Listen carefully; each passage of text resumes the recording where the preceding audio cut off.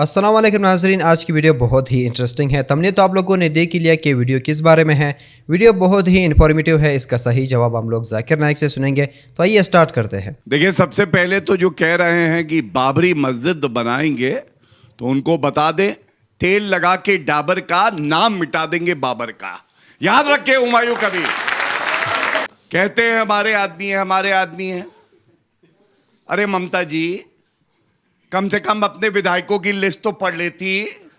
Rohingya के साथ इलू इलू करने में इतना समय लगा दिया, अपने एमएलए को नहीं पहचानती है ममता बनर्जी। अब बात होनी चाहिए संविधान की, भारत के नागरिकों की, ये जो हमारे भाई बहन बैठे इनके भविष्य की। जब भारत के सर्वोच्च न्यायालय ने 5 जजेस की खंडपीठ ने एक मत से फैसला दिया और अयोध्या में भव्य राम मंदिर बन गया, और उस फैसले में स्पष्ट लिखा है जब मंदिर को तोड़ा गया तो अयोध्या में एक धार्मिक स्थल के ऊपर मस्जिद बनाई गई। उसके बाद अगर कोई भारतीय इस तरह की बात करता है तो मैं समझता हूं उसका एक ही मकसद है, वो ममता बनर्जी की किताब से सीख रहा है। और ममता बनर्जी क्या करती है आप समझिए भाइयों बहनों। हम लोग विकास की बात करते हैं, ममता बनर्जी मुख्यमंत्री गाड़ी में जा रही थी, एक राम भक्त ने कहा जय श्री राम। ममता बनर्जी पिनक के उतर के आई, कहती तेरी चमड़ी उधेड़ दूंगी अगर बोला जय श्री राम। और मैं कहता हूं उनके कानों में जय श्री राम तब तक बोलेंगे जब तक चीख चीख के उनके पास आवाज ना जाए कि ये हिंदू अब चुप रहने वाला नहीं है। आजादी के बाद सबसे बड़ा दंगा फसाद जो हिंदुस्तान में हुआ वो था बाबरी मस्जिद का। बाबरी मस्जिद को सन 1980 के पहले कौन जानता था? मैं तो नहीं जानता था, कुछ लोग शायद जानते थे। आम हिंदुस्तानी जानता ही नहीं था बाबरी मस्जिद क्या है और राम जन्मभूमि की जगह क्या है। ना मुस्लिम जानता था ना हिंदू जानता था। आम मुसलमान जानता ही नहीं था, आम हिंदू जानता ही नहीं था, आम हिंदुस्तानी नहीं जानता था। लेकिन इसको एक पॉलिटिकल प्लॉय बनाया गया, पॉलिटिशियन वोट बैंक के लिए। सुप्रीम कोर्ट ने ऑर्डर पास किया था कि इस डिस्प्यूटेड साइट पे, इस इख्तिलाफी जगह पे कोई नहीं आना चाहिए। उसके बावजूद 6 दिसंबर सन 1992 में, 1992 में 6 दिसंबर में एक बड़ी गैदरिंग हुई उसी डिस्प्यूटेड साइट के ऊपर, बाबरी मस्जिद राम जन्मभूमि इश्यू की जगह पे। ऑर्डर था सुप्रीम कोर्ट का, सबसे हाईएस्ट अथॉरिटी इस मुल्क की, नो गैदरिंग। तो भी गैदरिंग हुई। कौन गैदरिंग किया? Opposite party of politicians, politicians in the opposite party. हुकूमत चाहती थी तो रोक सकती थी, आसानी है, पुलिस उसके पास है, हथियार था, आसानी, लेकिन नहीं रोका। क्यों नहीं रोका? ऑपोजिशन ने गैदरिंग की वोट बैंक के लिए, क्या मुझे वोट मिलेगा। पॉलिटिशियन जो पावर में थे, अगर मैं उनको रोकूंगा तो मेरा वोट बैंक जाएगा, तो जाने दिया, आन दो, नो प्रॉब्लम, आ जाओ, पीछे के रास्ते से आओ। लेकिन टेलीविजन पे दिख रहा था सुप्रीम कोर्ट का ऑर्डर, नो गैदरिंग। उसके बाद क्या होता है? हजारों की तादाद में, 10,000 से ज्यादा, हजारों, tens of thousands of people, lakhs of people, लाखों लोग इकट्ठा हुए सब जगह से, त्रिशूल लेके बाबरी मस्जिद को शहीद करते। कोई भी अक्लमंद इंसान क्या त्रिशूल और तलवार से बाबरी मस्जिद नीचे आ सकती है? सैकड़ों साल से इतनी मजबूत इमारत आ सकती है? बोलते स्पॉन्टेनियस रिएक्शन था, प्लानिंग नहीं थी। टेलीविजन पे लाइव दिख रहा है, लाइव दिखा रहे, लाइव टेलीकास्ट, लाइव मैच होता है ना, वैसा लाइव दिखा रहे थे। कितने चैनल दिख रहा था, ऑपोजिशन के पॉलिटिशियन बैठे उधर, हुकूमत बैठे हो पुलिस के सामने, और बाबरी मस्जिद नीचे आती। कैसा? बाय डायनामाइट दिख रहा है। और बोलते कि स्पॉन्टेनियस रिएक्शन था। क्या स्पॉन्टेनियस? प्लानिंग थी। बम के जरिए बाबरी मस्जिद को शहीद किया जाता है। मुझे लगता है कि जॉर्ज बुश ने ये बाबरी मस्जिद डिमोलिशन को देख के उसको आइडिया आया होगा कि 9/11 न्यूयॉर्क ट्विन टावर को बम से गिराओ।